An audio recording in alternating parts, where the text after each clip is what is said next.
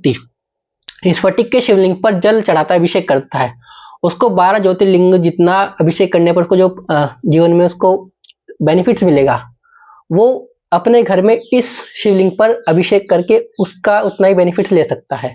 और बहुत सारे नकली स्फटिक की शिवलिंग मिलते हैं, एक स्कैम चल रहा है स्फटिक शिवलिंग को लेकर के।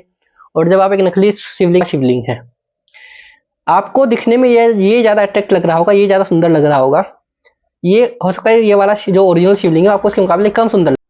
श्री माते नमः।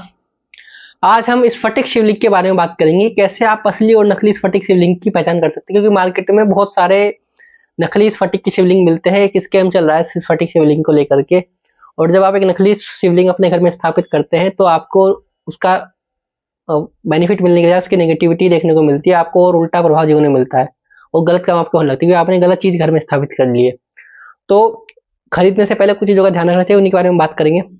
ये 2 स्फटिक के शिवलिंग आपको मेरे पास में दिख रहे होंगे, 2 शिवलिंग है।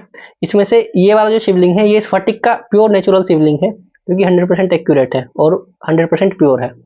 दूसरा एक कांच का बना हुआ शिवलिंग है, आपको दिखने में ये ज्यादा अट्रैक्ट लग रहा होगा, ये ज्यादा सुंदर लग रहा होगा, ये हो सकता है ये वाला जो ओरिजिनल शिवलिंग है आपको उसके मुकाबले कम सुंदर लग रहा हो, लेकिन यही ओरिजिनलिटी की पहचान होती है। पहला तो इसको जब आप स्पर्श करेंगे ये बहुत शीतल होता है, क्योंकि हिमालय पर जब कई हजारों साल पुरानी बर्फ जम जाती है, वो बर्फ पत्थर का जो रूप ले लेती है, शिला का रूप ले लेती है, उसी शिला से ये स्फटिक के शिवलिंग बनाए जाते हैं। तो ये इतने शीतल होती है कि इसको हाथ में स्पर्श करने से गर्म मौसम में भी, गर्मी में भी आपको शीतलता का प्रभाव देगा।